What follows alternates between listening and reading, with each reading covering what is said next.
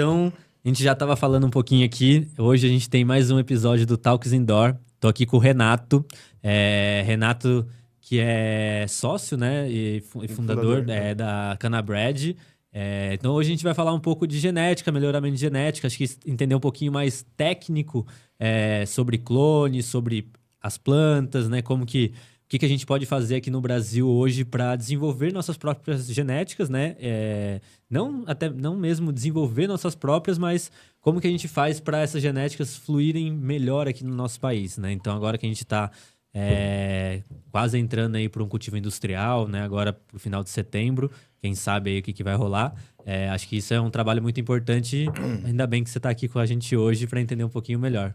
Muito prazer, seja bem-vindo. Prazer também, agradeço muito aí pelo convite. É um prazer, assim, a gente ajudar a conversar de melhoramento, poder espalhar essa mensagem aí, que a cannabis é uma das plantas, das espécies que tem mais melhoristas, né? Todo mundo tem um cuidado com uma variedade, assim, e tal. Como a gente estava conversando aqui, né? Eu lembro quando eu comecei a cultivar em 2012. Quando eu comecei, existia ainda aquelas indicazonas, sativa, aquelas espécies tipo a K47, Cinderella 99, a Big Buddha Cheese, genéticas que, tipo, tradicionais assim. Você realmente via, puta, essa aqui tá muito voltadona bem pra sativa. Hoje toda a genética, sei lá, de 2018 pra cá que eu peguei, tudo híbrido, nada é muito extremo. Hoje é normal isso do mercado, isso acontece com outros cultivares, de tipo assim, você tem lá no início plantas mais extremas e depois você vai melhorando essa genética para atender meio que o mercado. Como funciona isso? Então, com relação à cannabis, ela é uma planta muito específica, né? Ela é a única planta que... Porque assim, né? Eu sempre gosto de falar, né? O melhoramento genético, ele é a primeira atividade agrícola. Os assentamentos populacionais, na origem das civilizações, surgiu com a origem da agricultura. Então, as mulheres que pegavam assim, as plantas na natureza que eram de uso, por isso que o melhoramento é a primeira atividade agrícola, a gente só plantava os povos que eram recém-assentados, né, nos locais, só cultivava o que era de interesse, né? Ninguém cultiva o que não é de interesse, e dentro de todas essas primeiras, que a gente chama de espécies vegetais domesticadas, que foram utilizadas primeiro na natureza e trazidas para os locais de cultivo, normalmente próximo das moradias, né, os locais de assentamento, a cannabis estava dentro delas, né? Então, a cannabis é uma das primeiras plantas domesticadas com origem da agricultura, com origem da civilização, por volta de 12 mil anos atrás. De lá para cá, qual que é a realidade hoje, botanicamente falando? Cannabis é uma espécie só, vamos chamar assim, é cannabis sativa, L ponto, e aquele L ponto é do Linneu. Então, a gente tem uma espécie botânica que tem uma imensa variabilidade fenotípica. Infinita. Que falam que tem pelo menos 25 mil usos. Então, a gente vai utilizar o caule com diversas formas de usos e dos seus subprodutos, a flor, a biomassa de flores para os usos medicinais, né, e dos metabólitos ativos, né, dos produtos naturais, e o grão, também, que é o alimento de Shiva, né? O grão, então, o grão hipernutricional, ele também é utilizado na alimentação humana e na parte zootécnica, né, ração animal, que eu vejo que é uma grande fronteira onde a gente vai avançar hoje, né? E é isso, e aí o que você estava falando. Então, assim, é uma planta que tem tantos múltiplos usos, é conhecida por uma espécie só.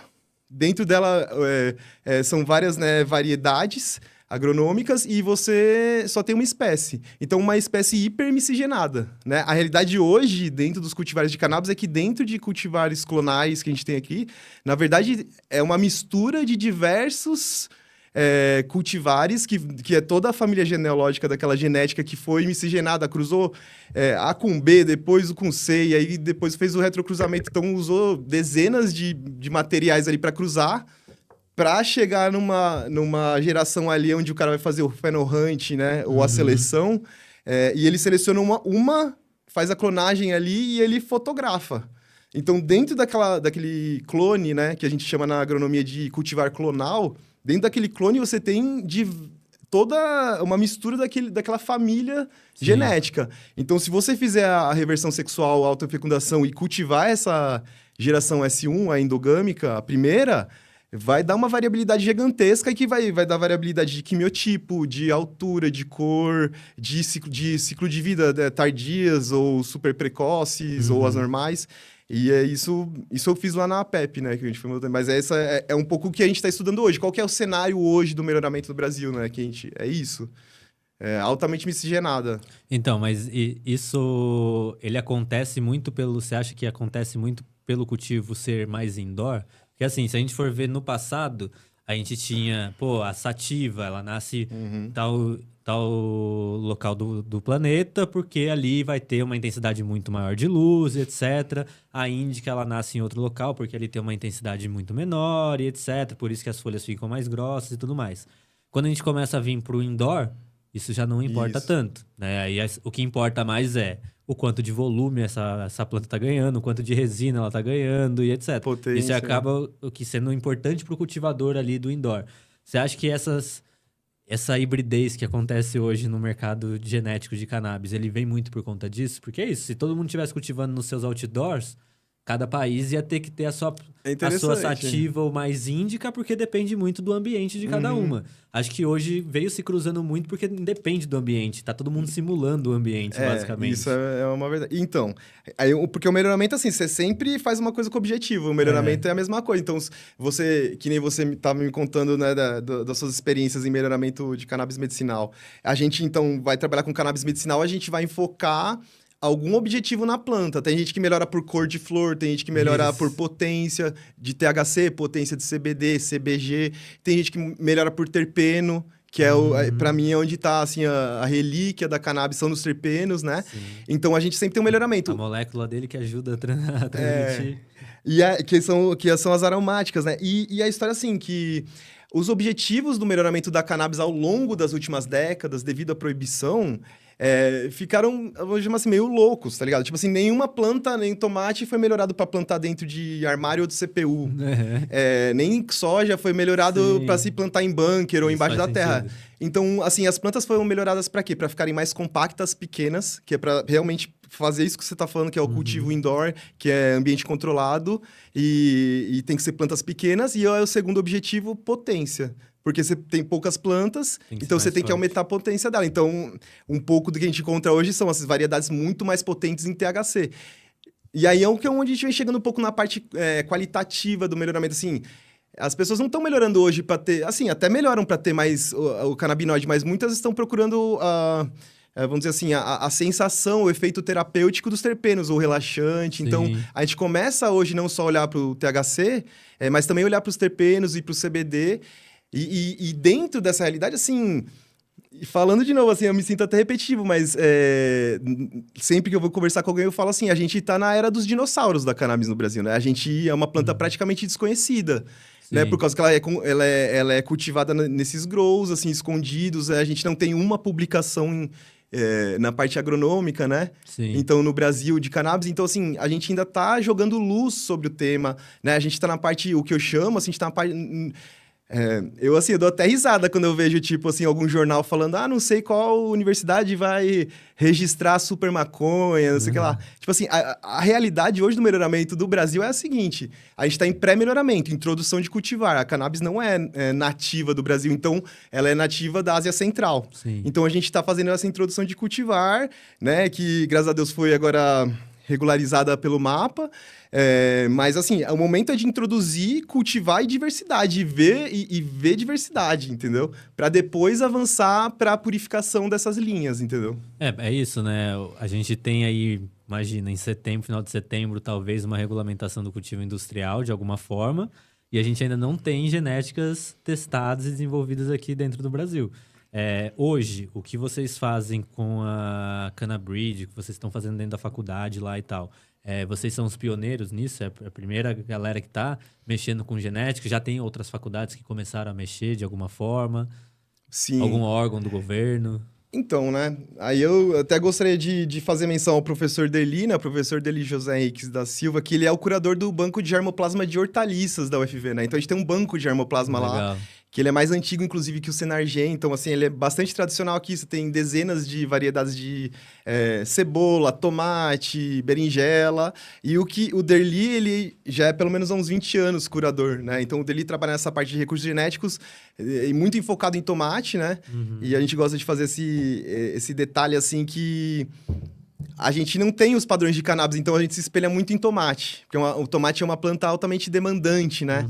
Então o Derli já trabalhava com tomate e ele deu essa atenção para cannabis, né? E agora a gente está nesse ponto de, com o banco de germoplasma regularizado, terminando a infraestrutura para a parte de introdução de germoplasma e cultivo, para abrir as coleções. Desculpa, qual que era a ponte da pergunta? Era como hoje... O que vocês estão fazendo? Se já sim, tem justo, mais alguém fazendo? Ou com relação ao pioneiro... pioneiros? Então, assim, eu vou dizer, numa universidade, em um ambiente institucionalizado, no grau de institucionalização, com autorização judicial, que eu saiba, só a gente está fazendo. Porque essa é uma característica do mercado brasileiro da cannabis. A mão de obra técnica ela é meio escassa ainda, porque é um mercado novo. Então, assim, a gente invariavelmente acaba conhecendo as pessoas que estão atuando, né?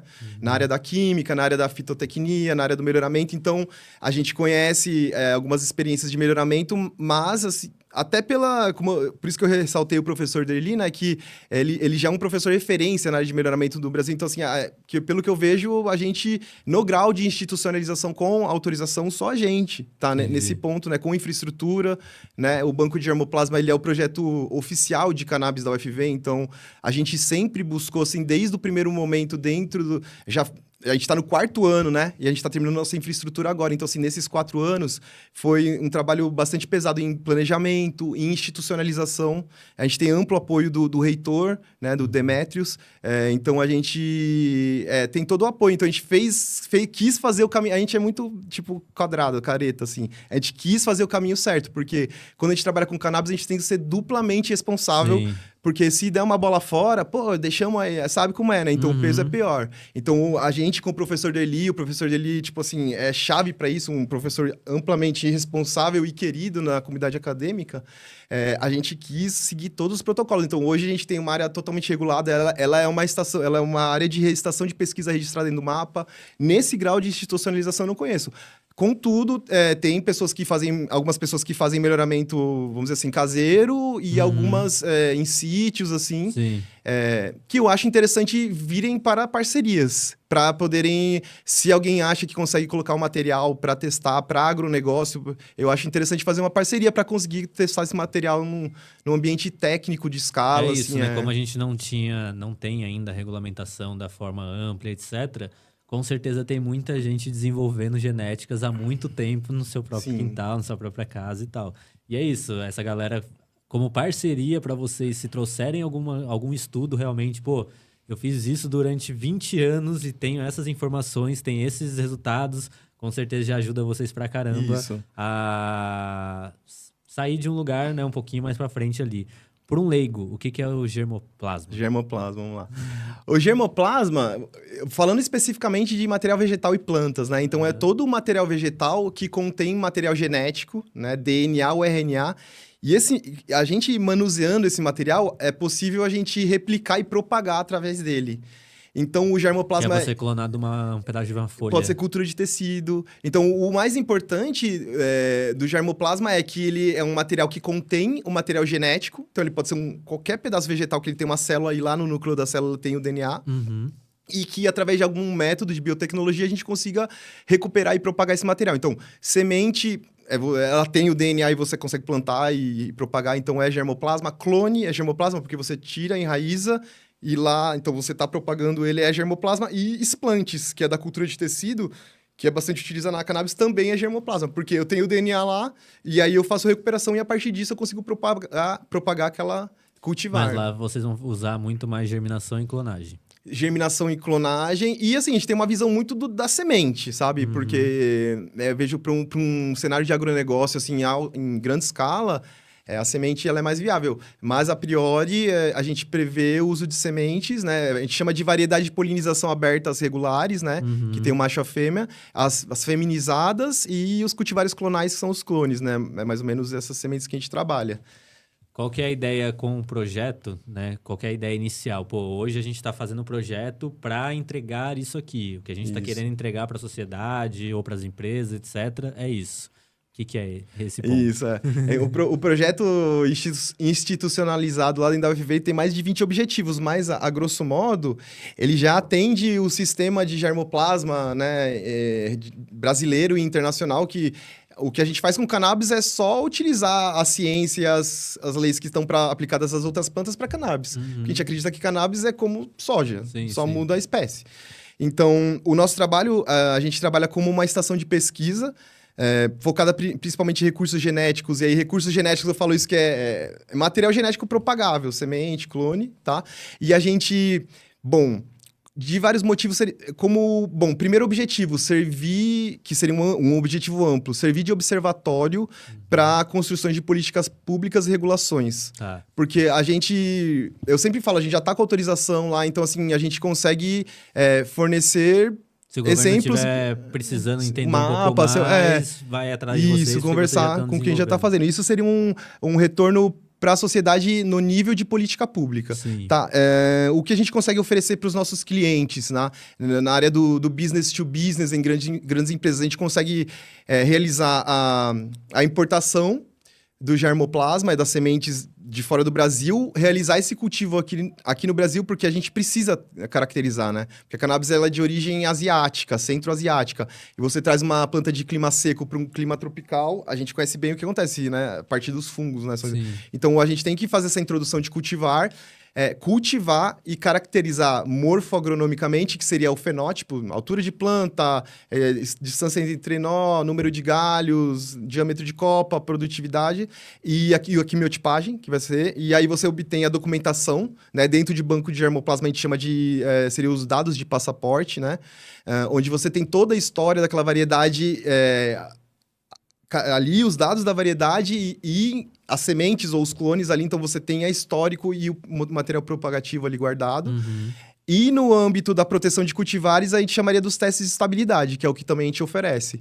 Porque estamos prestes a regular o cultivo, a comercialização da cannabis num nível institucional e regularizado no Brasil. Então, a gente vai precisar de sementes reguladas. Então... O que o MAPA atua, né? Aonde o MAPA atua hoje através da Lei de Proteção de Cultivares, né? O Escritório de Proteção de Cultivares, ele recebe os testes de estabilidade que é para fazer a proteção daquele cultivar. Quando eu falo de proteção, ele é a propriedade, como se fosse propriedade intelectual. Então, você tem um cultivar... Aí, o que a Cannabrid Brasil, dentro do banco de germoplasma da UFV faz, né? A gente faz a introdução do cultivar, a caracterização daquele cultivar de acordo com as normas internacionais, o teste de estabilidade e a gente entrega o dossiê, a documentação para o dono, o obtentor daquela cultivar, né? Que a gente fala assim, registrar no mapa. Então, ele registrando, ele obtém a proteção intelectual e aí, ao momento que ele obtém a proteção intelectual... ele vai no escritório de registro, que é o escritório do lado, vamos dizer assim, lá, que é onde você registra para comercialização, mas você sempre protege antes de comercializar. Então, isso, eu digo assim, que é o nosso MVP. Entendi. Teste de estabilidade que a gente pode fornecer, mas a gente faz assessoria para melhoramento, porque assim... Voltando a falar, a cannabis estamos na era dos dinossauros do Brasil, então a gente tem que ainda ver como vai se desenvolver essas sementes, essas variedades. Então, a gente também faz esse trabalho, que é cultivar a diversidade da coleção. A gente conversa com algumas pessoas que têm até 400 variedades. Então, é meio loucura eu chegar pro cara e falar assim, não, vamos proteger essas 400 variedades. Mas aí, quando você faz essa proteção, né? Pô, você pegou lá um clone deles, né? Do cultivar daquela associação, por exemplo... Foi lá, fez todos esses testes e tudo mais. Fez os registros e tal. Mas quem garante que aquela associação vai conseguir manter essa genética, essa estabilidade? Justo. Né? Então... Tipo, ela teve o seu registro, ela vai ter que passar por isso várias vezes, né? Vai ser contínuo, para ver se ela não teve uma variação genética. Então, na verdade, o registro, na verdade, ele tem uma duração de pelo menos 10 anos, na verdade, tá? E aí tem... Porque para outras plantas você também tem o clonal, assim, assim como para cannabis. Então, se prevê que você faz o primeiro e depois de 10 anos, pelo menos, você vai renovar. Entendi. E aí, até por isso, deixando a deixa que eu acho que num médio prazo ou até curto prazo, a gente vai entrar com as técnicas de biotecnologia, que seria a assinatura genética. Marcadores moleculares para a gente ver... fazer um zoom no DNA, porque do DNA para reconhecimento como se fosse um código de barra do DNA. Entendi. Porque é isso, falando de clone, né? O clone, todo mundo, o clone é estável. Ele é estável se você tiver um protocolo para ele. Porque o mesmo cultivar clonal submetido a diferentes ambientes, diferentes tratos culturais, você tira um adubação... clone daqui, um vai pra minha casa, um vai pra sua, ele vai se Vai para outro desenvolver estado, diferente. fotoperíodo, temperatura, umidade do ar, tipo de trato, poda, fertilização. Então, na verdade, então, o clone, ele tem uma estabilidade e também vai depender muito da matriz que você tirou. Sim. A gente até conversou um pouco sobre isso. Mas, assim, ele vai ter uma estabilidade mediante a um protocolo. Então, nessa temperatura, com esse substrato, com este tipo de fertilização, com esse regime de trato cultural, você vai colher tal biomassa com tal perfil químico, entendeu? Então, a gente tem isso só para clone, mas temos as sementes também, né? Mas aí você consegue fazer, por exemplo, vamos dar o exemplo de uma PEP da vida. Eles estão lá, eles estão entregando o mesmo óleo para os seus pacientes, etc. E a ideia é que esse óleo esteja cada vez mais estabilizado. Para o paciente não ir lá no mês A comprar um óleo com tantos por cento e no mês B já está diferente. Como que a gente consegue garantir via semente, por exemplo? Pô, cada vez que eles cultivam 5.000 sementes. Então, eles vão lá, jogam 5.000 sementes, colocam para germinar, cresce, flora e acabou, 5.000 sementes. Como que garante a estabilidade dessas 5.000 sementes? Então, porque aí... entendi. É porque assim, até você... Tudo que eu tô perguntando aqui é curiosidade minha, sou leigo no que você assunto. falou. É porque assim, o cultivar clonal é mais fácil de você garantir estabilidade porque ele tem menos variabilidade. Isso. Então, se você tiver o mesmo protocolo, você consegue ter uma estabilidade. Agora, o que acontece? Lá no teste de estabilidade, eles só vão registrar e te dar a patente, a proteção, né? Por exemplo, você é o obtentor desse cultivar X, se ele for estável. E assim, se ele não for estável, você não consegue nem proteger ele. Então, Entendi. por exemplo, um cultivar de sementes... você conseguiu proteger ele vai ser estável. Então, você vai conseguir manter a estabilidade dele de acordo com o cruzamento dele de melhoramento ali. E você consegue manter a estabilidade. Mas se ele não for estável, você não consegue nem proteger, entendeu? Então, normalmente, é por isso que o que eu falo assim... Tava falando antes, as pessoas têm empresas que têm coleção de 400 variedades. Eu nunca vou chegar pro cara e falar assim, vamos fazer um teste de estabilidade para cada variedade. Dessas 400, a gente tem um screening, né? Uma peneira muito grande. Então, o que eu sugiro antes é fazer uma introdução para melhoramento para a gente ver a diversidade dentro daquele cultivar com um número menor de plantas, porque aí a gente faz uma seleção. Por quê? A verdade é essa, para você conseguir estabilidade em um cultivar é difícil. É difícil. Então mesmo esses grandes bancos internacionais que têm cultivares bons, eles têm uma variabilidade. Sim. E o que a gente vê muito no exterior desses grandes bancos é que a proteção ela é feita no segredo, né? Ninguém sabe quem é o pai e a mãe, por exemplo. Sim. Eles não têm essa documentação registrada, não têm protocolos, os documentos fitossanitários necessários, né? Então, a proteção ela é o segredo, né? Então, normalmente, quem tem essas documentações completas são as maiores farmacêuticas, empresas mais estruturadas, né? E o que eu vejo é que a gente vai desenvolver no Brasil. Então, se o seu material ali já não é estável desde o começo, ele não vai ficar. Então, por isso que eu chamo para parceria, tá ligado? Vamos estabilizar. Então, a gente tem uma diversidade gigante dentro do material, dentro das associações, né? Já que a gente tá falando de associações. É quem cultiva o que dá certo, né? O que todo mundo só cultiva o que dá certo. Ninguém tá plantando o que não dá certo, já abandonou, né? A maioria das associações que é cliente da Ladisindor, etc., é isso. Eles estão lá com a mesma madre há muito tempo, fazendo só clone. Você vê lá aquele cultivo de 1.000 plantas idêntico, assim, tá lindo. Isso. Mas é isso.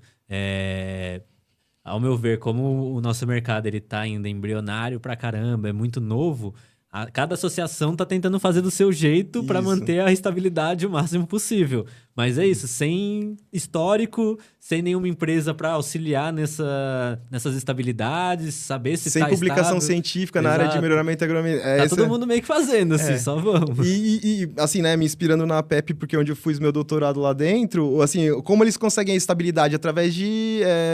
parametrização e fazer padrão de cultivo. Então, eles já têm 4 anos de registro do extrato mole deles, lá da quimiotipagem, então você acompanha a variação da sua produção, né? E o que, recentemente, eles vêm observando é o que a gente realmente já sabe, que o protocolo de cultivo estabiliza o clone, no caso, né? Sim. Então, e aí a semente, você precisa ter uma semente estabilizada também, senão aí você não consegue nem proteger ela, né? É isso que eu falei, assim. Eu entendi, né? Tipo, o proteger é tipo você tirar um certificado em metro. Só que pra você tirar o certificado, o produto tem que estar... É a patente, é a patente. Tem que estar certinho. Se ele não tiver, ele não vai ser registrado. Entendeu? Porque é mais ou menos assim, também vamos entrando nas mais conversas. Assim, alguns bancos internacionais lá, eles nem conseguem proteger o material deles. Porque, vamos dizer assim, a cada tiragem de semente... Vamos lá. E eu acho que é o mais comum. Qualquer cultivador que tá vendo a gente, cultivador home grow, tal, caseiro, que compra um pack de semente, nunca vai ver aquele pack de semente estourar igual. Por causa disso. É tudo feminizado, é tudo estabilizado. É nada. 10 sementes feminizadas e as 10 estão... É uma variação. Variando. E aí entra, então, a gente não consegue proteger esses cultivares, porque a cada geração você tem uma variabilidade gigante. E aí onde eu falo, lá dentro desse cultivar... Você tem algumas dezenas de cultivares. Então, o negócio, através do melhoramento e de avanço das gerações, você vai selecionando, aí você vai limpando, aí você vai tendo estabilidade. Entendi. Então, a primeira geração, 10 plantas, uma diferente da outra. A segunda tem 3 iguais. Aí, avançando, depois você vai limpando essas populações. Porque, normalmente, assim, então vamos dizer assim... Você chega a um ponto que você consegue que todas elas sejam gêmeas. Isso, você consegue. Vai demorar um tempo, né? Tem que ir fazendo filho e tal. Por biotecnologia, você consegue, tipo, em 1 ou 2 anos que o fast breeding lá, que é biotecnológico, você consegue, que a gente chama de homozigose, que são as linhagens. Isso é linhagem, né? Que no melhoramento de milho é assim, você faz uma autofecundação, a filha dela ela vai ser 50% homozigota, as tiras de DNA dela. Aí, a filha da filha, né, a terceira geração, se você autofecundar a filha, que era 50%, ela já vai virar 75% homozigota. Ela já vai subindo. Lá para sétima, oitava, nona geração, a gente vai estar com 96,% dos locos homozigotos. Quer dizer, quando isso separar nas tiras de DNA... Essa fita, ela é igual a essa, entendeu? Sim. Ela é homozigota, então isso diminui a variabilidade.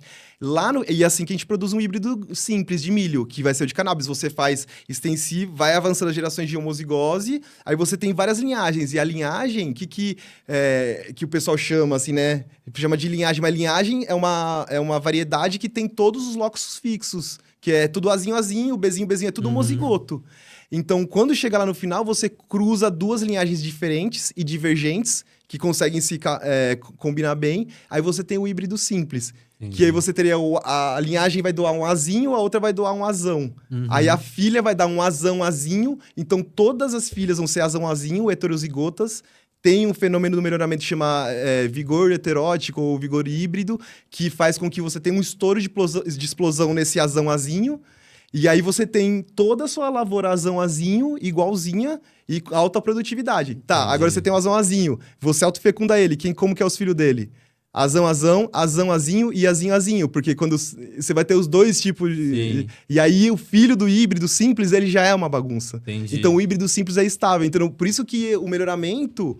Ele é uma coisa que é interessante você fazer em parceria com alguém que trabalha, os breeders que não estão inseridos numa empresa, num ambiente acadêmico, fazerem parcerias para conseguir a estabilidade desses cultivares, entendeu? É um pouco essa dica. Para uma pessoa que está em casa querer fazer isso, então, vai demorar alguns anos, né? Então, depende muito do talento das pessoas, mas, assim, a dica que eu sempre dou para...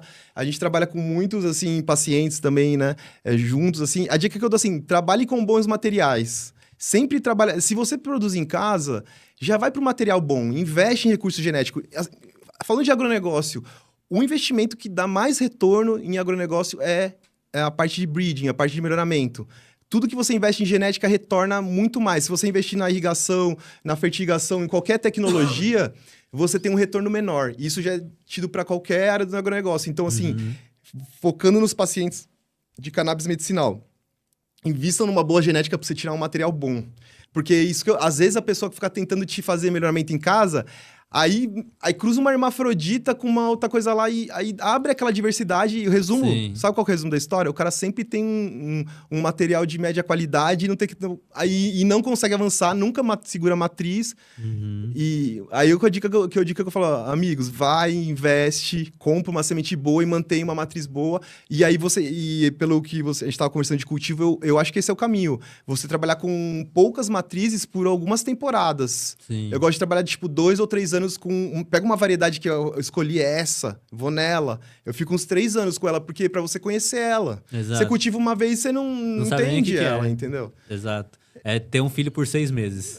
Tipo, entendeu? E aí chega num momento que você chegou lá, que você sentiu que você chegou no seu máximo com aquela variedade. Às vezes você até fica um pouco assim, pô, enjoou. E aí você já acha uma outra, tá ligado? Aí essa é onde você vem de encontrar maior potencial. Então, assim, eu vejo que o aprendizado é um pouco esse. Eu não faço tanto essa busca genética por falta de tempo, mas a cada período de anos eu gosto de sempre estourar algumas sementes novas, né? Que nem a gente estava conversando. Mas é exatamente isso. A genética que eu tô hoje há 4 anos, eu ainda sei que eu não cheguei no máximo dela.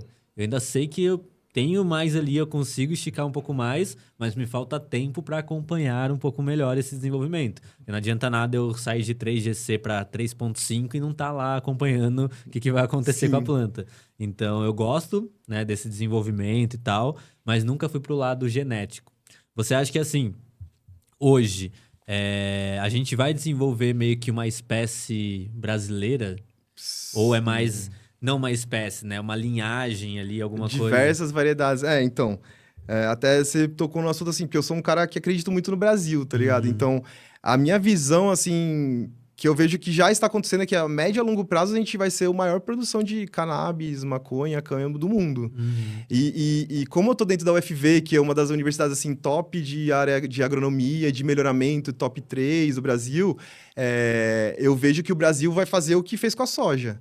Né? Então, porque quando a soja veio, como a gente estava conversando lá fora, né? A soja veio tem toda uma história do melhoramento da soja que é muito parecido com a cannabis. Então, trouxe para o Brasil e, assim, a revolução que aconteceu lá dentro de Viçosa ajudar na parte biotecnológica da coisa, quem conhece sabe, ajudou muito a expansão da gente avançar para o cultivo da soja no Brasil inteiro, no cerrado, nos solos ácidos e transformar o Brasil um dos maiores produtores de soja. E a minha visão, assim, que a gente vai fazer a mesma coisa com cannabis porque tem esse interesse, né? A cannabis agronomicamente fazendo isso. Então...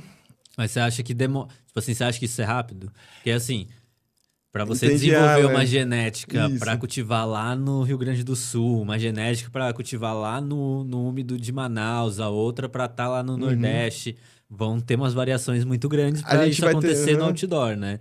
Então, e não é rápido, né? Para você fazer a busca, o melhoramento e tal. Isso. Seguindo o exemplo das outras cultivares brasileiras, o que acontece no início da introdução da cannabis, o que acontece? Como é uma planta pouco melhorada e pouco conhecida, a gente vai fazer as pesquisas básicas de caracterização e a realidade é que de um ano para o outro a gente vai ter grandes ganhos de melhoramento.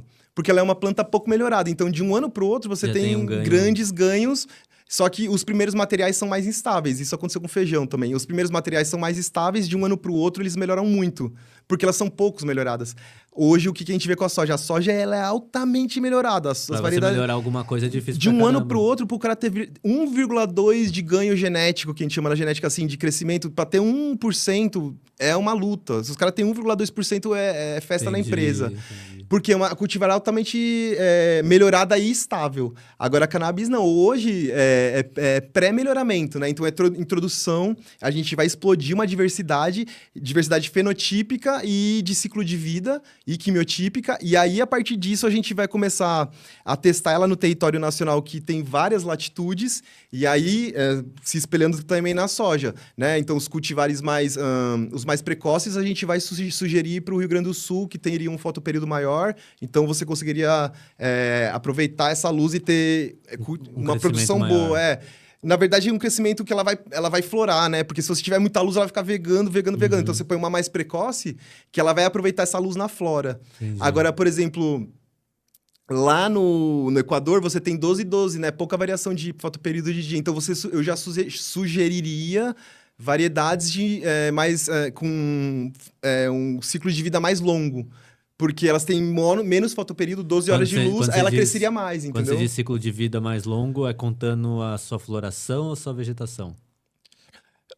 A gente chama de grupos de maturidade, né? Porque então, isso, em 12 e 12, ciclo de vida inteiro. Em Ciclo 12 de e vida- 12, ela sendo fotoperíodo, ela já vai começar florindo.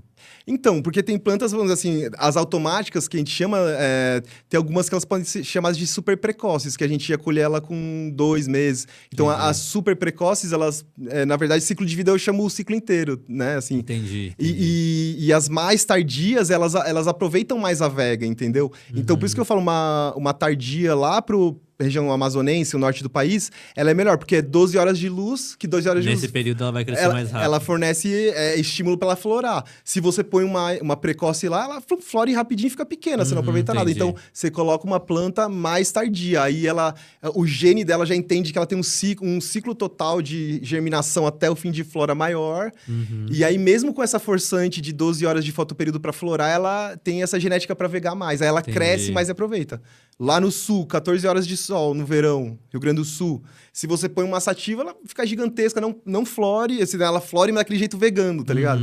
Então você colocaria uma mais precoce, porque o gene forçaria o florescimento dela mais rápido, e aí ela ia florescer e essa luz ela ia aproveitar na floração, que é importante pro metabolismo secundário, a luz, né, do sol na flor. Né, então a gente vai...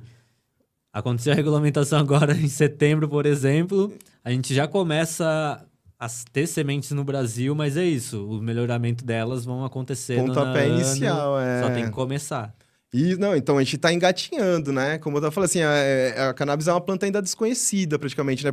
Não é que é desconhecida, mas a gente não tem os registros e a divulgação científica disso, entendeu? Então... E mesmo assim não dá pra pegar, tipo, mesmo tendo isso em outros países, dá pra usar como alguma referência, mas a gente tá em outro clima, fazer aqui, tem que fazer aqui, não tem jeito. Inclusive, eu vejo que isso até, assim, por parte do mapa, vai ser meio que obrigatório você fazer os testes no Brasil, né? Porque devido... A gente não sabe como ela se comporta aqui, então tem que fazer, não é simplesmente você introduzir o cultivar e importar o material. A resposta...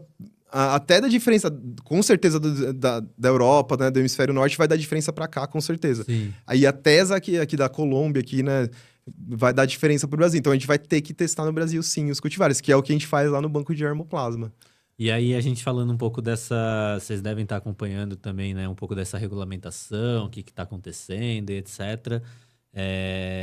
A regulamentação da forma que ela está desenhada hoje, né? Essa que vai ser votada agora no final de setembro, ela está muito para o cânhamo, né? E para plantas com até tantos por cento de CBD, ali 0,3 de THC, etc. Como que vocês estão vendo isso hoje, tanto para vocês quanto para o mercado como um todo? Vocês acham que, tipo assim, pô, essa regulamentação, independente de como ela tá vindo, é importante ela tá vindo? Sim. Ou, puta, a forma que ela tá vindo não vai ajudar a gente, não vai ajudar a gente no desenvolvimento? Ou não, pô, isso já tá ajudando pra gente poder fazer os estudos? Como que tá hoje o mercado canábico para vocês? Pois é, então a gente está prestes, né, a ter uma abertura, né, uma regulamentação de mercado e até por isso... bem cauteloso, assim, com as equipes de advogado que a gente trabalha, porque nos planos de negócios que a gente faz, né, para as outras empresas, porque a gente não sabe até onde a gente vai poder ir. Então, a gente sabe o que é certeiro, né? Cânhamo de CBD, cânhamo medicinal a gente sabe, mas até onde a gente vai conseguir com relação aos outros usos do cânhamo, a gente não sabe, então ainda é uma zona que a gente está meio que esperando regulamentar. E assim, o nosso grupo... A gente tem uma facilidade que a gente já tem um HC, então pra gente, de qualquer forma, assim, a gente estuda a regulação, mas a gente já pode trabalhar, né? E eu acho que a gente não tem material trabalhado por isso, ainda a gente está engatinhando, vai começar do zero. Até por isso é importante esses observatórios de políticas públicas dentro de universidades para ver como se faz a coisa. Porque os técnicos das instituições não trabalharam com isso ainda, eles não sabem o que fazer. E vai começar tudo do zero. Eu vejo que é importante, sim, essa regulamentação, porque ela é o arcabouço regulatório do mercado, entendeu? Pra gente ter... Porque a minha visão, assim, como dono de empresa, o grande problema é a gente não ter uma regulamentação, isso ser tudo informal, entendeu? Então, o que eu vejo que, apesar de a gente não ter muita coisa que... Assim, né, vários cultivares para proteger, a gente tem um grande caminho pela frente, eu acho que é importante que essas primeiras regulamentações, elas dão forma, elas são a baliza, elas abrem caminho para a gente ter um mercado regulado e avançar. Eu acho importantíssimo. E, inclusive, a última regulamentação do mapa, né, de importação de material genético, de sementes de cannabis, Eu achei que foi importante esse reconhecimento do mapa como a primeira vez que o mapa fala de cannabis, né? Numa regulamentação. Foi essa um pouco a minha leitura do... Você estava explicando antes ali, quando a gente estava na salinha, que quando o mapa coloca, né, a cannabis ali na lista, é como se ele... o mapa está entendendo que a cannabis é um cultivar que pode ser feito em solo brasileiro, é isso, né? Então ele entra para a lista de todos os outros cultivares. Antes, quando não estava nessa lista, ficava muito mais difícil você importar uma semente e tudo mais. Você não tinha nada, você não consegue... Até hoje a gente não tem nada, né? Uhum. É por isso que eu falo caô, né? A gente vê no jornal, mas a faculdade vai proteger super maconha. Como que vai proteger se a gente não tem os descritores de cannabis falados pelo mapa pra gente fazer os testes de estabilidade? Como que a gente vai proteger se você não consegue submeter um dossiê de documentação pro mapa de cannabis? Você consegue submeter de soja, de tomate. Então, eu vejo que é um pouco assim. Então, eu vejo assim que essa regulamentação do mapa, essa portaria, o que ela faz? Até hoje, o mapa não tinha nenhuma regulamentação sobre cannabis. Então, a partir de agora, ela reconhece a cannabis como uma cultivar agronômica. Uhum. Dentro do próprio Renasem, né, que é o Registro Nacional de Sementes, lá você tem mais de 20 categorias lá. Empacotador de semente, multiplicador, você tem várias atividades. Não tem hoje o que tem mais é caô, tá ligado? Uhum. Porque você não tem uma empresa registrada no Renasem sobre cannabis, porque a cannabis não estava reconhecida pelo mapa. Então, o que você vê na internet é caô. Ninguém tá regulado, o mapa não reconheceu. Agora, a gente tem um mapa reconhecendo, né, e regulamentando, né, as pragas quarentenárias, os procedimentos para importação de semente de cannabis. Então, isso, graças a Deus, pronto, temos uma tábua pra gente esculpir, né? Pra gente melhorar esse trabalho. A partir daí, a gente vai melhorar. E eu achei interessante, bastante interessante. Um ponto que eu achei interessante, assim, é que ali não fala nada de, tipo assim, você não pode trazer semente de THC. Não fala, Então, assim... Eu tenho a impressão que o mapa vai fazer a coisa certa, que ele vai regular a cannabis como se fosse qualquer outra planta, como tomate e tal. Então, assim, não vai ter essa de THC e CBD, é cannabis sativa, entendeu? Mas aí vai barrar um pouco no restante da documentação, né? Porque hoje, quando você importa uma semente de tomate, por exemplo, vou comprar uma semente de tomate, sei lá, do Japão.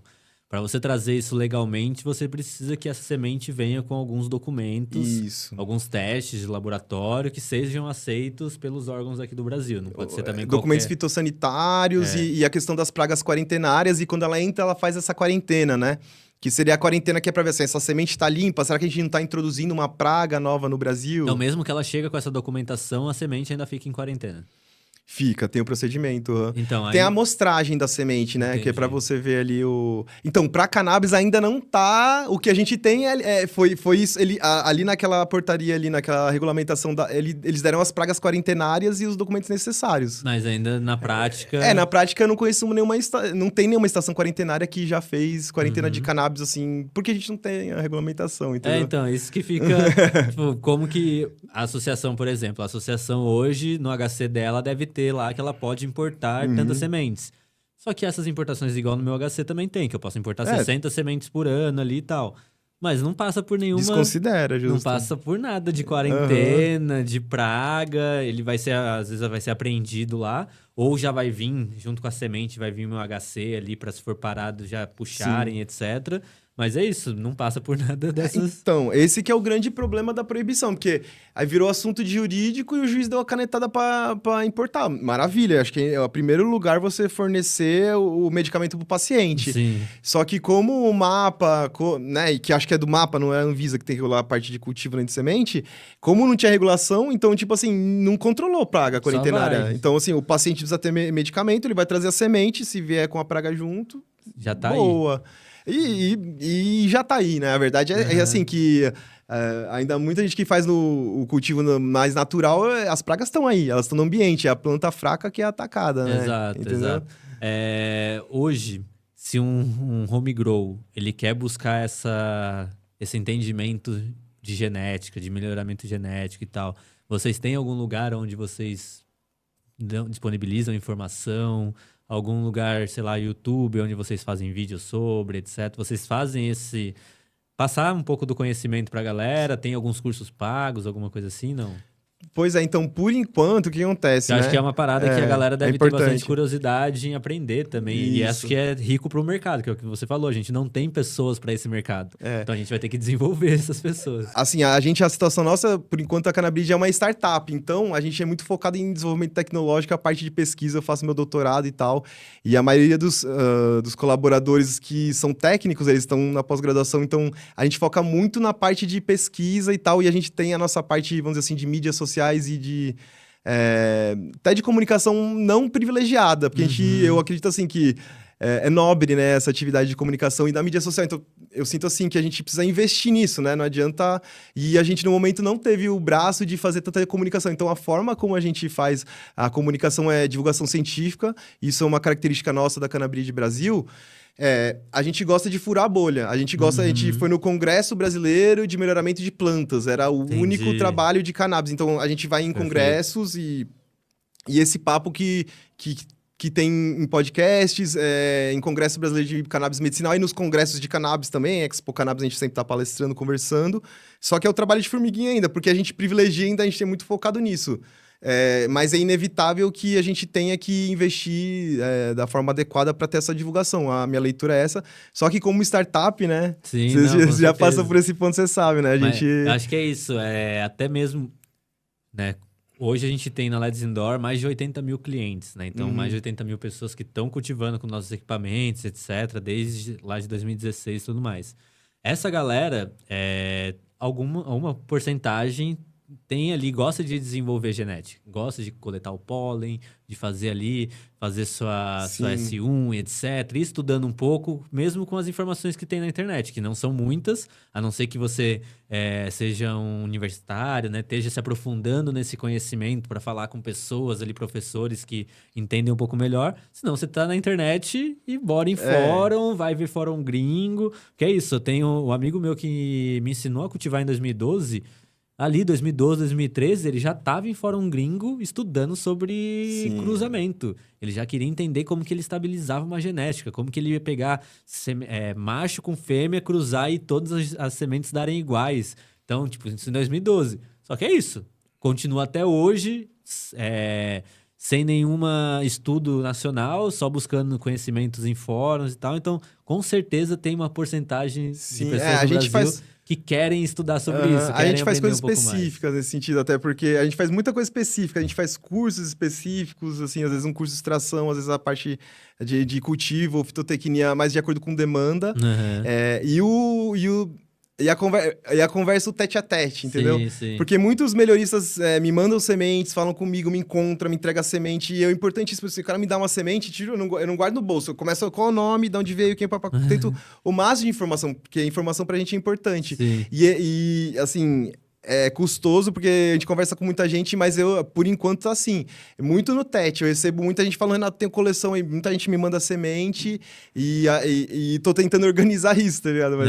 Mas é isso. Eu, tendo esse olhar de mercado, né, que a LED já tá há um bom tempo, eu acredito que tem um público pra parte educacional em relação a isso. E eu acho que isso vai ajudar você e outras empresas que vão entrar nesse mercado a ter pessoas com esse conhecimento. Senão, toda hora vocês vão ter que desenvolver.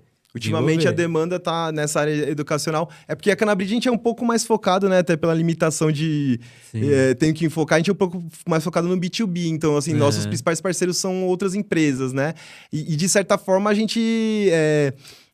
Hoje a gente, por exemplo, trabalha com elaboração de plano de negócio. Então, a gente teria a planilha de cultivo, a parte agronômica, que é normalmente 2 anos de cultivo dessa unidade produtiva. A gente teria a planilha de processamento, que seria a parte química, a extração. Então, infraestrutura de lab, protocolo de lab e o custo do lab para 2 anos. Legal. E uma planilha de custo... onde você tem todo esse custo concentrado, né? Um plano de negócio explicando, seu negócio vai produzir isso, a viabilidade e a venda, os cenários de venda. Então, de certa forma, a gente trabalha com essa capacitação dos nossos clientes, mas num nível um pouco diferente, por causa que por enquanto, nossos clientes são, como eu falei, são empresas ou associações, então são outros CNPJs. Então, hoje, esse tipo de trabalho que vocês estão fazendo é mais para a galera que está querendo ou abrir uma associação e fazer o cultivo ali em larga escala, Ou alguém Ou que tá pensando já isso. no cultivo industrial e já tá se preparando Que é super ali. importante, não, que é importante se preparar. Até uma coisa que a gente não tinha conversado, né, mas que eu vejo que é necessário, porque o Brasil, ele é um país altamente competitivo e desenvolvido, assim, né, com relação aqui à América do Sul, por exemplo. Sim. Então, e eu já me baseio muito, assim, por exemplo, Colômbia, Argentina. Os números, quando houve a regulamentação do mercado da cannabis na Argentina, assim, você teve centenas de empresas que abriram, tipo assim, quebrou tudo, 90% quebrou. A mesma coisa na Colômbia, de dezenas sobraram poucas. E o Brasil, assim, o Brasil do jeito que a gente vai ter menos espaço para amadorismo e desde o começo, assim, já vai chegar mais alto nível. E aí é onde a gente se concentra, porque é isso que a gente fala tanto para as pessoas de associações e como para os clientes, né, de investidores, planejar para dar certo, ser um negócio resiliente que tenha planejamento, porque senão não vai durar. Ainda mais no Brasil, o espaço para amadores vai ser menor ainda, entendeu? E é nessa que a gente trabalha. E a gente trabalha muito isso, com parceiros da América do Sul e se inspirando no que aconteceu. E vendo que no Brasil a velocidade vai ser maior. Eu acho um pouco assim. Eu tenho um pouco dessa... Com a LEDs eu também sempre pesei muito isso na cultura da empresa. Eu sempre falei, mano, esse mercado ele é amador, mas ele não vai ser assim por muito tempo. E na hora que ele explodir, ele já vai explodir com um profissionalismo muito maior do que a gente viu em outros países. A gente viu o Uruguai regulamentando, legalizando e etc. E demorou 5 anos para eles começarem a olhar e falar, opa, tem dinheiro aqui, vamos começar a industrializar isso aqui de alguma forma e tal. Porque foi feito, sim. Vamos tirar isso aqui do tráfico e vamos regulamentar. A gente precisa parar de vender droga lá, colocar na farmácia, etc. Cada regulamentação foi de uma forma. Aqui ela vai ser tão demorada que quando ela acontecer, já tá tudo... Já tá o todo mercado mundo... tá pronto. Só falta... Já tem a galera ali que tá melhor... vai vir muita empresa. Vai vir, mas aí você falou, 95% vai quebrar e tal, porque é mais difícil. A gente dá curso de cultivo de cannabis presencial desde 2021. E aí a gente sempre fala isso, né? Porque tem um módulo lá de mercado canábico e tal. E a gente sempre fala, desde 2021 a gente falava isso. Tem muita gente que fala assim, assim que legalizar eu vou abrir uma empresa disso. Assim que legalizar eu vou começar a trabalhar nesse mercado. Você tá ferrado. Se você não começar agora, na hora que legalizar já tá tudo muito profissional. Sim. Quem vai entrar? Vai ter empresas que vão entrar e vão se dar bem, outras não. Vai vir as gigantes lá de fora que vão tentar se estabilizar aqui dentro. Então, se você for tentar começar ali, você tá ferrado. Não, tem que já ir planejando. E a realidade é isso, é que já tem, assim, o que a gente faz é o plano de negócio. Essa parte é importantíssima do planejamento do plano de negócio para você, se quiser... Depois que começou a ter as notícias da regulamentação, né? Tava lá, se não me engano, para abril, aí foi adiando, etc. Desde quando saiu, né, que ia ter que ter um prazo para essa regulamentação, a quantidade de clientes grandes, né, que são os clientes que ou estão ali no cultivo ilegal ainda, ou estão com uma meio que associação ainda, não com HC de associação, mas com os HCs pessoais já fazendo um processo de associação, ou a galera que nunca cultivou na vida, tá vendo a regulamentação, fala, agora eu tenho 6 meses aqui para treinar o cultivo, para na hora que regulamentar eu vou ver como que eu consigo trabalhar com isso. É isso. Então aumentou assim, ó, muito, só que é isso, cada um indo por um jeito, sem saber o que vai acontecer, nem sabendo, eu vou poder cultivar para vender, não, vai ser só indústria gigantesca. Foda-se. Eu falo pros caras, vou comprar e... planeja, mano, que é o tal do... Eu gosto das figuras de linguagem, tipo o elefante branco, né, que a gente tinha um projeto ali na Jamaica, a gente foi visitar, né, algumas... E aí a gente vê elefante branco, né? Eu vi um lá, tipo assim, o cara botou uma estufa caríssima, e aí a estufa ficou quente, ele teve que gastar mais dinheiro ainda para fazer a climatização, e a climatização botou uma parafernália barulhenta e tal, e é aquele elefante branco, você gasta uma grana e você não vende para ninguém. Exato. É aquele negócio. Então, cara, se planeja para dar a tacada certa. O cultivo de cannabis, o Brasil, e é uma coisa que a gente faz, a gente estoura a bolha, a gente traz pro meio agronômico, pro saber agronômico. Então, assim, o cultivo de cannabis, ele é barato em si. Ele é muito produtivo, ele é simples e você consegue investir alto e ter um material de alta qualidade. Mas, assim, você não necessita... A planta ela é altamente produtiva, ela é uma planta existente bom, abrindo de novo parênteses, que é o melhoramento que vai fazer a resistência às pragas e tal, mas assim, a gente consegue ter um plano de negócio sóbrio, entendeu? Com o investimento correto, né? E um plano de escala, de ampliação de escala de produção e de ampliação de escala da própria infraestrutura. Então, às vezes, nosso cliente ele pode começar focando no extrato de primeira ordem, num extrato mole, para vender para uma farmacêutica ou para uma cosmética. E ele também pode depois, porque se você quiser desenvolver um produto, você teria que ter todo o desenvolvimento de produtos e os testes. Sim. Então, você tem que também ver um plano de expansão da sua empresa. Então, que é isso para se manter no jogo competitiva. E acho que é o caminho. Ainda bem, né? Acho que o negócio está acontecendo bem. O Brasil, voltando a falar, eu vejo assim como ele vai ser um dos maiores produtores do mundo, e isso que eu já converso com meus parceiros aqui da América Latina, os caras já estão espertos, porque vamos dizer assim, toda a produção de medicamento que é direcionada ao Brasil, eles sabem que eles vão perder esse mercado. Sim. E na verdade nós vamos começar a ganhar os mercados deles, e tá hoje ligado? eles estão vendendo pra cacete Então, pro Brasil, né? Mas eles já estão ligados, porque a hora que o Brasil vai passar de importador para exportador. Sim. Então, mas essa galera já tá vendo cultivos aqui dentro também. Isso, já estão começando a montar cultivos aqui dentro, porque sabe que aqui vai exportar para vários lugares, eles vão parar de vender para cá, então vamos cultivar lá dentro. Isso. E uma coisa muito legal que eu acho, assim, uma vez que a gente traz para institucionalização, a gente traz para regulamentação o cultivo, a gente tem uma queda abrupta do preço, né? Então, eu tava falando com uma parceira ali do Equador, ela falou que tava $2 o quilo de biomassa de CBD lá no Equador. Então, uma vez que você regula, você consegue produzir em alta escala. Então, quando a gente trabalha com agronegócio, assim, alta escala, você tem um baixo custo de manutenção e implantação em hectares. Então, é um baixo custo, porque é mecanizado. E você também tem um baixo retorno por hectare. Então, justifica você implantar muito para você ter um retorno grande. Então, assim, a hora que o Brasil começar a produzir, a gente vai começar a exportar. E, assim, eu acredito que a gente vai mudar o cenário mundial. Sim. Não, quando eu fui pro Uruguai na Expo Cannabis de 2021, se não me engano, foi quando voltou a Expo Cannabis, a gente viu exatamente isso. Eles estavam vendendo para Israel as flores deles de outdoor CBD por, sei lá, $800 o quilo, enquanto a indoor era $4.000. Só que eles ainda não tinham cultivos indoor. Estavam começando a regulamentação do cultivo indoor, as primeiras empresas estavam construindo seus galpões e etc. E era isso, o preço era 4 vezes mais. Tava até bom o preço. 4 vezes mais. E a galera do outdoor fazia o quê? Em vez de vender a $800 a grama para Israel, atravessava a fronteira pro Brasil e vendia mais caro. Mas é isso, tipo, se a gente não tem essa regulamentação bem feita e etc., vai tudo se atropelando. Mas não tem jeito, acontece. E aí a dica que eu falo, pessoal, tanto que até a gente puxa a conversa do plano de negócio, porque os pequenos... O que eu vejo é o seguinte de futuro, é especializar em produtos...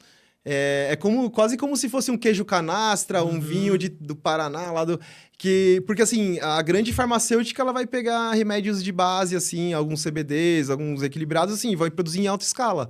Então, eu vejo que, assim, para a saída para as associações e para outras empresas menores, é você gerar produtos especializados, quase que artesanais, ou uma manufatura mais especializada, onde você tem um valor agregado ali, às vezes até do conceito, da família, da cultura. É que é isso, como a gente está no início, não tem empresa nenhuma de nada ainda. Então, dá tempo ainda de você começar e errar um pouquinho. É isso, quando eu comecei a cultivar em 2012, comprei meu primeiro LED em 2015, quando ele chegou eu vendi ele em vez de usar, e aí começou a LEDs Indoor. Começou um negócio ali por conta disso e tal. Na época eu não tinha plano de negócio nenhum, só comecei a vender porque o produto ele se vendia sozinho. Tipo assim, no Mercado Livre custava R$4.000, eu paguei 1.000, coloquei no Mercado Livre por 2, ele vendeu em 1 hora. Quando chegou mais 2, coloquei e vendeu no mesmo dia. Então aí era um produto que se vendia. Até 2020, sei lá, a LEDs Indoor, ela nunca fez um marketing. Então, desde 2015 até 2020, nunca precisou fazer marketing, porque ela se vendia. Aí, quando entra 2020, eu começo a olhar diferente. Olha o que existe no mercado, vamos desenhar um plano de negócio, onde a LEDs Indoor quer chegar, o que ela quer fazer, o que ela quer entregar, o que ela quer desenvolver, onde a gente quer estar daqui 5, 10, 15 anos. Aí, a empresa ela veio com outro corpo e tá onde está hoje. Mas é isso, a gente teve a possibilidade de começar de qualquer maneira. Tá ligado? Sim. Hoje, se alguém fala assim, pô, dá pra eu começar a vender LED, estufa de qualquer maneira, eu já vou falar, mano, vai ser um pouco difícil. Dá, pode ser que até dê, dependendo da cidade onde você tá, região onde você tá e etc. Mas se você não fizer isso bem... Que é isso, hoje a Let's Indoor tem um posicionamento de marketing muito forte na internet. Se você for vender na internet e concorrer com a gente... Tem que ter um plano aí pra você fazer a parada. Não vai ser só, vou colocar ali R$1.000 e vou patrocinar qualquer coisa. Não vai ser assim que você vai ganhar mercado. Então já não... Mas ainda não é difícil, porque, pô, se você for ver, tem, sei lá, 15 empresas que vendem equipamentos para cultivo no Brasil inteiro. Que estão ainda no jogo. Então, tipo, ainda dá para entrar muitas empresas nesse jogo. Mas como já tem algumas que estão há alguns anos, se você quiser tomar essas posições, você já tem que estar com um negócio pouco pensado. Não que você tenha máximo de dinheiro e tal, não, mas tem que saber onde você quer chegar. Que é um pouco no cultivo. Você vai começar a cultivar. Se você não sabe se você vai usar um solo orgânico, um solo inerte, se você não sabe como você vai se preparar para chegar lá, que é o que vocês desenvolvem hoje, né? Vocês planejam, pô, você vai cultivar quantas plantas? 2.000. Então, 2.000 vai ser dessa forma. Se você não tem esse planejamento, fica muito mais difícil chegar no sucesso depois. Então, o resultado da colheita é isso. Pô, como você vai gastar 5.000 num kit todo e vai usar semente de prensado? Pois é. Não, meu amigo. É aquilo que eu investe na genética. Investe na genética, é isso. Ou como você vai investir na genética e você tem 2 horas de sol na sua varanda e, puta, não tem tempo de cuidar. Não investe na genética. Você vai... Ou o cara compra um monte de genética e não tem onde cultivar. E não tem onde cultivar, tem exato. que ter equilíbrio. Você tem que planejar. É isso. Faz o planejamento, seja no negócio, seja qualquer coisa que você vai fazer na sua vida, que vai funcionar muito melhor. E eu vejo muito que, assim, pra você estar vivo no game, no jogo, é agregar valor, entendeu? Então, você vai vender lâmpada, agrega valor, tá ligado? Sim. Faz uma coisa que ainda não estão fazendo, entendeu? Então, um pouco assim, sempre agregar valor no produto, que é a estratégia que a gente tem uma formação bem forte lá em Viçosa, na parte de empreendedorismo, com o Tecnopark lá, na incubadora. Então, é interessante, né? Porque quando a gente funda a empresa, a gente... É o olho do dono que engorda o boi, né? Então, é sacerdócio de domingo a domingo, como é o cultivo, né? Então, eu, graças a Deus, consegui fazer a união da cannabis com a empresa. Então, é o meu sacerdócio, é o cultivo de domingo a domingo. Boa. E a gente, pô, gosta, né? Então tá impulsionando o mercado, fazendo o que a gente acredita, né? E também, pô, assim, né? Só de ouvir sua história também, pra mim, é um exemplo, assim, né? Pra mim é um exemplo da hora, tá ligado? Véio? Pô, queria agradecer sua presença, que tem um presentinho da Let's Indoor, tem uma camiseta aí, uma piteirinha. Ó, gratidão, mano. Obrigado mesmo. Pô, o papo foi massa. Acho que a maioria dos papos que a gente traz pra cá, eu sempre falo pra Nath. Eu falo, Nath... Tem maior galera que você traz que eu não conheço muito e pra mim essa é a melhor coisa, porque aí eu vou conhecer durante o podcast. Então, a maioria das perguntas que eu faço é curiosidade. Então, é isso. Eu já tinha estudado sobre genética um pouco lá no início, porque o brother que me ensinou já tinha falado sobre isso, mas eu... Puta, o que é o F1, F2, S1, S2? Não. Puta, você pega essa filha aqui, cruza com a mãe... Não, isso aqui é muito complexo. E até por isso que eu falei pra você, que eu acho que a área da educação, nessa parte de genética, é uma coisa que pode ser legal. Porque a gente não tem hoje no Brasil... Entendi, você me deu uma luz legal. Não tem hoje no Brasil e tem muita gente que quer saber. E essa pessoa só tem conhecimento lá fora, nos fóruns, com outros cultivadores, assim e tal. Então, se você traz uma... Quando você traz uma parada muito mais desenhada, né? Um curso ali, uma palestra e tal, e que tem... Uma pessoa que tem uma referência, tem um estudo, buscou isso, é muito mais fácil do que o meu brother que começou vai me ensinar, tá ligado? E é um assunto prazeroso. Eu vejo que a área da genética, ela parece ser complexa, então, assim, eu gostei muito da luz que você deu. Parece ser complexa a área da genética, então, assim, eu acho que é interessante mesmo a pessoa conseguir ter a validação do que ela tá fazendo, né? E é impressionante, tipo, você não vê nenhuma pessoa que gosta de comer tomate que ela cai de cabeça no assunto do tomate. Não. Tem a galera que começa a cultivar maconha, mano, começa a cultivar um monte de outras coisas, quer entender mais. Então, acho que é isso, tipo, o mercado da cannabis, ele tem um potencial público buscando conhecimento em outras culturas que não tem, sabe? Tipo, ninguém vai cultivar alface. Vai ser poucas pessoas que vão começar a cultivar alface e falar, opa, quero estudar sobre alface, tá ligado?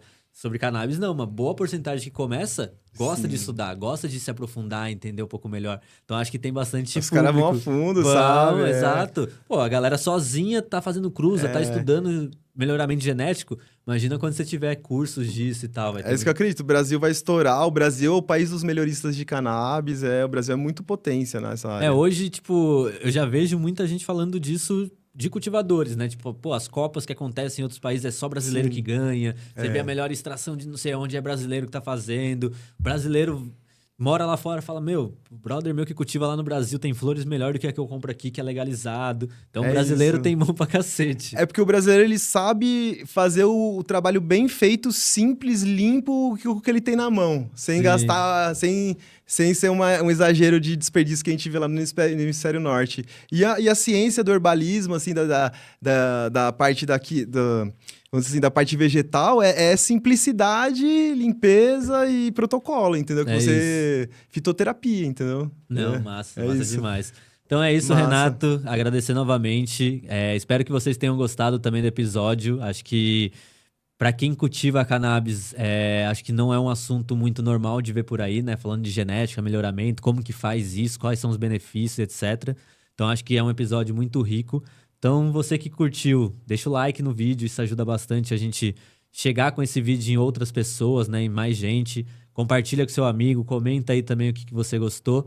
E até o próximo episódio do Talks Indoor. Valeu! É nóis, valeu!